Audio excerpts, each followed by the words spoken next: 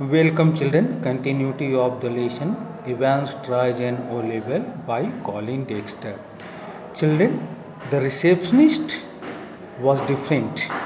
When Evans reached the hotel reception desk after his stroll, he found another receptionist sitting at the counter. But the change was definitely for the better. He was a criminal. He didn't want anyone to be suspicious about him and his activities, so he thought that the change, the presence of another person as a receptionist there was good for him. As he collected his key, he gave her his best smile. At the time of taking the key from the hand of the receptionist, Evans smiled at her in his best possible way, told her he wouldn't be bothering with breakfast. He informed her that he would not be interested in having his breakfast, ordered the Daily Express. Further, he ordered the receptionist to get the Daily Express, a newspaper, sent to his room and asked for an early morning call at 6:45 a.m. He requested the receptionist for an early morning call at 6:45 a.m. Tomorrow was going to be another busy day. He was now no longer in the Oxford prison.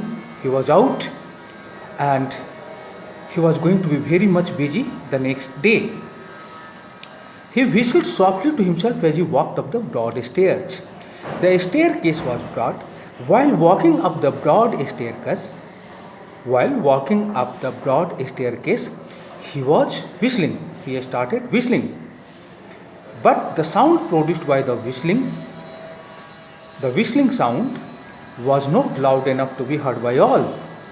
That is why the author has used the word softly for the whistling sound produced by Evans.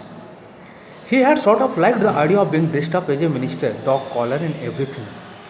Whatever things he needed to look like a minister, a trained religious leader, whatever things he needed to look like a minister, he had been provided. McClary, the invigilator, was a fake invigilator. He was not the real invigilator. Evans needed dog collars, black fronts, other collars, etc. And everything his friends had managed to provide him. He wanted to look like McLeish the invigilator, and for that purpose, everything he needed had already been provided. Yes, it had been a jolly good idea for McLeish to wear two black fronts. McLeish, the fake invigilator, had brought with him two black front part of a garment covering the front part of the body. Two collars, two black fronts, one for Evans, one for himself, one collar for Evans, one for himself, but that top collar, few. Now, Evans, while going up the stair, was thinking about the top collar, which was creating some unexpected problem. Few is a word.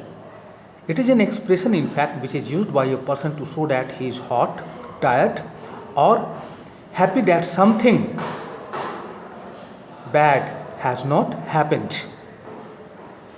It had kept on slipping off the back stud. Stud, a small metal object to fasten a collar. A small metal object to fasten a collar. That top collar had been slipping off the back stud all the time. And it was a difficult job for Evans to fix it. And there had been that one panicky moment when McLeish had just got his hand up to his neck in time to stop the collars springing apart before Stephens. Once it so happened, Stephens was looking inside through the peephole. That time the top collar slipped off the back stud. But McLeish, note the word McLeish. The word McLeish had been used within inverted commas. Here, this word perhaps refers to Evans, who was trying to look like McLeish. McCleary saw that. What did he see? Stephen was looking inside the cell through the peephole, and that time the top collar once again appeared to be slipping off the back stud. But McCleary kept his hand on his neck in time to prevent the collars from springing apart. And he saved himself from an unwanted situation. He avoided the eyes of the police officer. Stephens. They had got that little problem worked out all right, though. That was a little problem, but they had solved it smoothly. A pain stuck in the mouth whenever the evil eye had appeared at the peephole. Whenever Stephens looked inside, the words evil eye have been used for Stephens. Whenever he looked inside the cell through the peephole, he always found Evans with a pain in his mouth, stuck in his mouth. Easy. It was an easy task for Evans to deceive the police officer Stephens, but all that fiddling about under the blanket with the black front and the stud at the back of the collar. To fiddle about, note this phrasal verb. To spend doing things that are not necessary or important. He was covered with a blanket, and under the blanket he was trying to fix that problem created by the black front and the stud at the back of the collar. That had been far more difficult than they had ever bargained for. They had never thought that they would come across that type of problem to bargain for. What does it mean? To expect something to happen and be prepared for it. They had not expected that problem would be a challenging problem. Everything else had gone beautifully smoothly, except that problem. Everything they had managed to do successfully and smoothly. Though, in the car he had found everything they had promised him. His friends had promised to keep certain necessary things to be used by him in the car. And he found everything his friends had promised to provide him with. Soap and water. A cake of soap was there, water was there, clothes were there, the map. The map was an important part of his plan. Yes, the map, of course. It was necessary for him to use that map. The Ordnance Survey map of Oxfordshire. The map was associated with an area called Oxfordshire. He had got some good friends, some very clever friends. Christ, yes, it was right. Evans had some good friends, some very clever friends. Those friends had helped him to escape from that jail successfully. Christ, the word Christ has been used here to show surprise. He unlocked his bedroom door and closed it quietly behind him.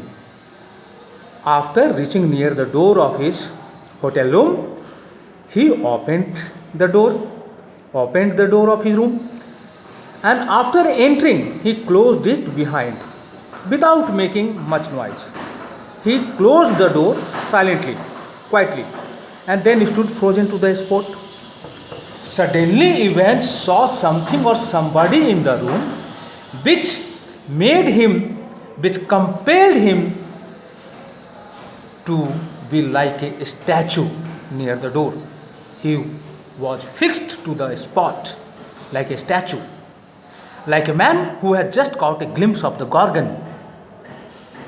There were 3 sisters in ancient Greece. They were called Gorgons. They had snakes over their heads, and they had a strange capacity to petrify anybody who looked at them was turned into a stone. This capacity, this ability, those three sisters called Gorgons enjoyed. So Ivan's condition was like that. He stood, he was fixed to his place as if he had seen the Gorgon. He had just seen the Gorgon. Thank you, children.